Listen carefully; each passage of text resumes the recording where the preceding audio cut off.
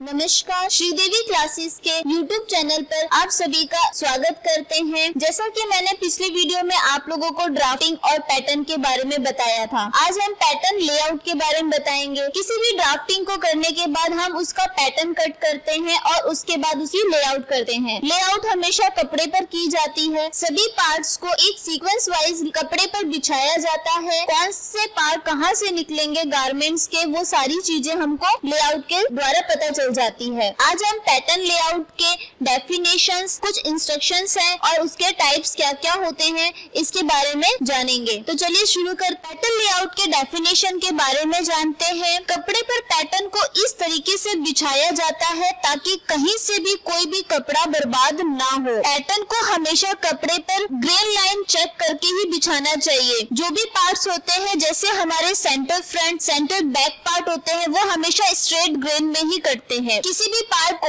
जो भी pattern cut किया है उसे हमेशा ग्रेन चेक कर ही कपड़े पे लेआउट करें। जैसे कॉलर, बेल्ट, ये हमेशा क्रॉस ग्रेन में बनते हैं। और अगर आप नेक पार्ट की फिनिशिंग के लिए पट्टी कट कर रहे हैं तो वो हमेशा बायस ग्रेन में कटती है। इन छोटी छोटी चीजों को ध्यान में रखकर ही हम एक अच्छा पैटर्न या लेआउट कर सकते हैं। लेआउट करने से कभी भी कोई भी कपड़ा इजीली काट सकते हैं और उसकी वेस्टेज को भी बचा सकते हैं। लेआउट करते समय किन किन बातों का ध्यान रखना चाहिए इसके बारे में हम जानते हैं। जब भी आप कोई लेआउट कर रहे हैं तो कपड़े पे हमेशा चेक कर ले कि जो कपड़ा आपने लेआउट के लिए बिछाया है वो सही से बिछाया है, कहीं पे फोल्ड या फिर कहीं पे सेल वगैरह तो नहीं है। इस चीज का ध्यान जरूर रखें। वह उससे उल्टे सीधे का भी ध्यान रखें। हमेशा लेआउट कपड़े की उल्टी साइड ही की जाती है। लेआउट करते समय ये ध्यान जरूर रखें कि जहाँ आप लेआउट कर रहे हैं वो एरिया हमेशा फ्लैट सरफेस एरिया होना चाहिए। अगर वो ज्यादा उबड़ खाबड़ या एरिया ना हो। जब भी आप लेआउट कर रहे हैं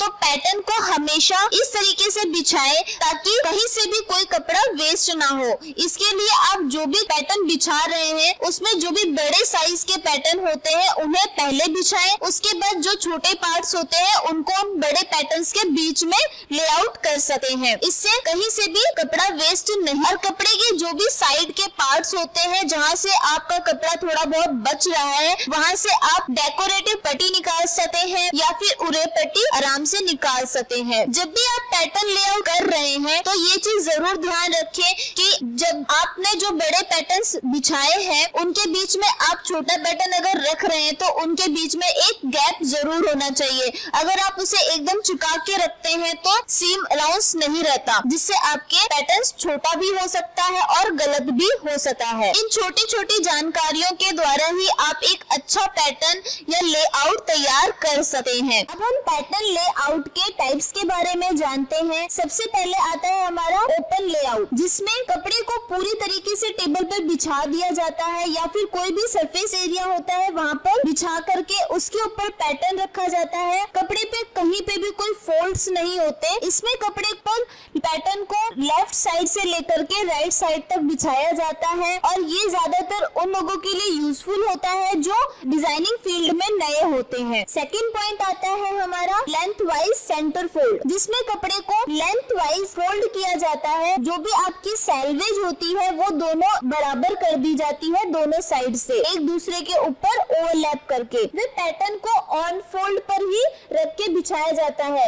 इसका उपयोग ज्यादातर फ्रॉक, शर्ट और कुर्ते, ब्लाउज इत्यादि में किया जाता है। अब हम थर्ड पार्ट देखते हैं, ऑफ सेंटर लेंथ फोल्ड। इसमें कपड़े को लेंथ वाइज फोल्ड करते हैं और साथ ही सेंटर से भी फोल्ड किया जाता है। ये ज्यादातर छोटे बच्चों के गारमेंट्स के लिए यूज किया जाता है, जैसे बच्चों की पैंटी बनाने के लिए या फिर पुरुषों के कोट बनाने के लिए इसका इस्तेमाल किया जाता है। इसमें ज्यादातर दोनों साइड से फोल्ड आते हैं, ऊपर से भी और नीचे साइड से भी, जिसमें साइड की सीम ना आए इसके लिए इसमें लेंथ से भी फोल्डिंग की जाती है और सेंटर से भी फोल्ड कर दिया जाता है फैब्रिक को। उसके बाद इस पे पैटर्न बिछा करके और लेआउट किया जाता है। और हमारा फोर्थ पॉइंट है क्रॉस वाइज आउटर फोल्ड, जिसमें हम इसमें भी लेंथ वाइज ही फोल्ड किया जाता है कपड़े को। इसका उपयोग ज्यादातर वहाँ किया जाता है जहाँ गारमेंट्स पे जहाँ पर हमें हॉरिजॉन्टल लाइंस के गारमेंट्स तैयार करने होते हैं। फिफ्थ पॉइंट आता है हमारा of centre cross wise fold, जिसमें कपड़े को तो लेंथ वाइज ही रखा जाता है और लेआउट भी उसी तरीके से किया जाता है, परंतु पैटर्न को क्रॉस ग्रेन में रखा जाता है। जैसे जो भी हमें योक पार्ट बनाने हो, कॉलर बनाना हो, तो वो हमेशा क्रॉस ग्रेन में बनते हैं, इसलिए पैटर्न को कपड़े पर क्रॉस साइड में रखा जाता है। या फिर जो भी आपके फैब्रिक की विड्थ वाली एरिया होता है, उस टाइप में फैब्रिक गारमेंट्स को तैयार। लास्ट पॉइंट आता है हमारा डबल फोल्ड और कॉम्बिनेशन फोल्ड, जिसमें कपड़े को लेंथ वाइज क्रॉस वाइज दोनों ग्रेन में रखा जाता है। इसका प्रयोग